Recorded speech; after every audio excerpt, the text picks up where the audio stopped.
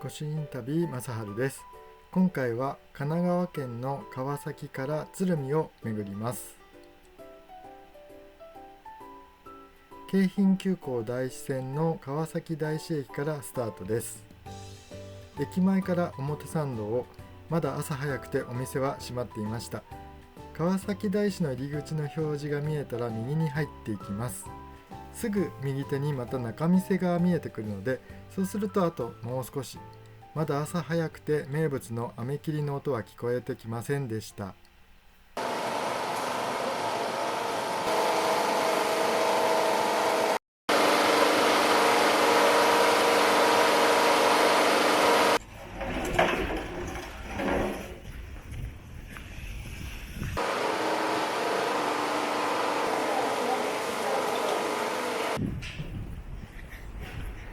他就是搞啥去？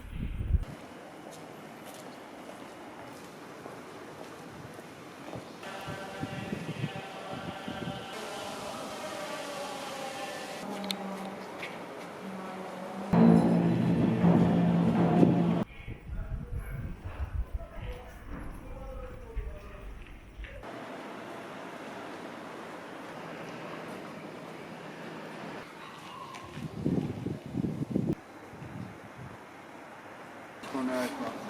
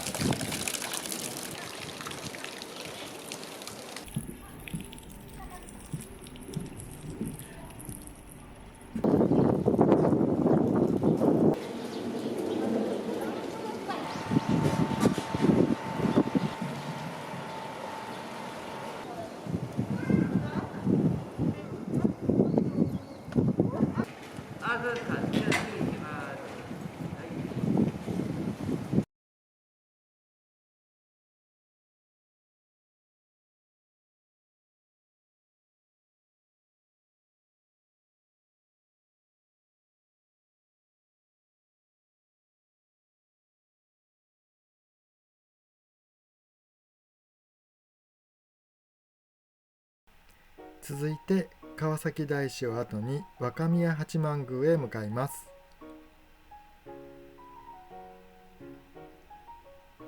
西側の西下脱門から若宮八幡宮へ向かいます。電柱に若宮八幡宮の道順が記されていました。感謝。住宅街の中を抜けていくと目の前に神社が見えてきます。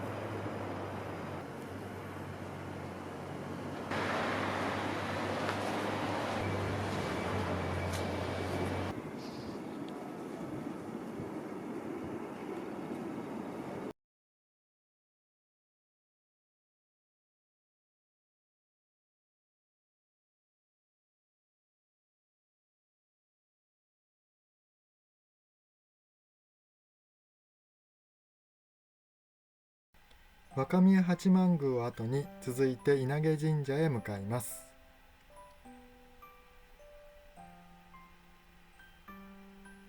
若宮八幡宮から歩いてすぐの川崎大師駅に戻ります。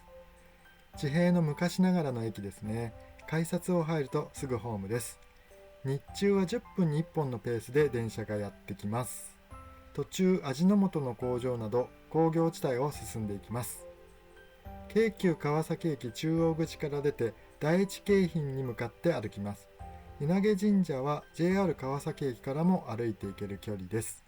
駅前の通りと第一京浜の交差点の一角に鳥居が見えてきました。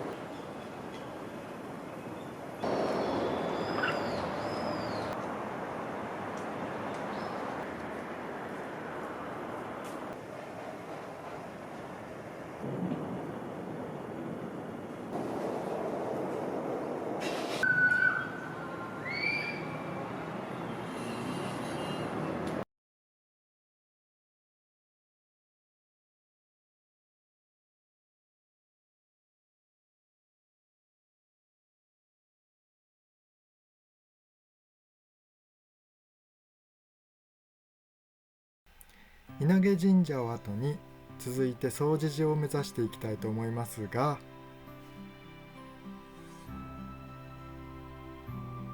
その前に稲毛神社近くでランチを済ませたいと思います。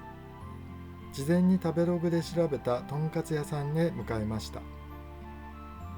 特に待たずに入れそうです。よかった。雰囲気のある店構え、少し緊張しながら入店しました。メニューはシンプル、年を取るとさっぱりが良いのでヒレカツを、ご飯と味噌汁、このものとたっぷりのキャベツの千切りがつきます。とても厚い肉ですが信じられない柔らかさで美味しくいただきました。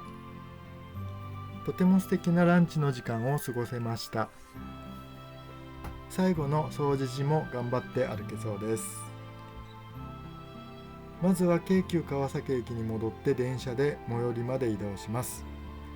花月園総持寺は各駅停車しか止まらないので注意。各駅停車は日中10分に1本程度のタイミングでやってきます。総持寺とついてますが JR 鶴見駅からの方が近いようです。何本もある JR の線路を歩道橋で反対側に渡ります。 JR 鶴見線の高架に沿って鶴見駅方面へ歩いていくと参道の入り口が見えてきました。総持寺に到着です。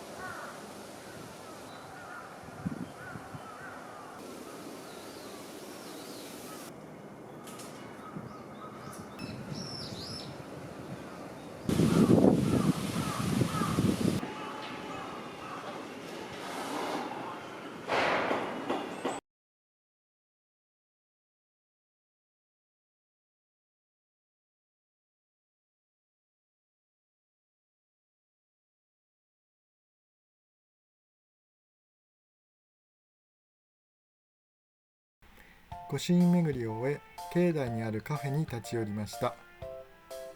メニューはこちら。甘いものが欲しく白玉クリームぜんざいを発注。思ったよりもフルーツが盛りだくさんで大満足。窓から広がるお寺の風景が心落ち着きます。さて、 JR 鶴見駅に戻って自宅に帰ろうと思いますが、鶴見駅の東口側に渡って食べログで調べた和菓子屋さんへ、鶴見銘菓をお土産に買って帰ろうと思います。京急線の高架下をくぐったらすぐに看板が見えてきました。鶴見名物の薄い羽二重餅にあんを包んだ米まんじゅうをこしあん、白あん、梅あんの3種類が揃います。小ぶりなお菓子でとっても柔らかいのが特徴。神奈川名産100選にも選ばれているお菓子なのだそうです。また鶴見もなかなる商品も発見。地名が名前についたお菓子があると気になってしまいます。季節の桜の蒸し菓子もいただいてお土産にしました。皆さんもぜひ川崎鶴見の御朱印巡りを楽しんでみてくださいね。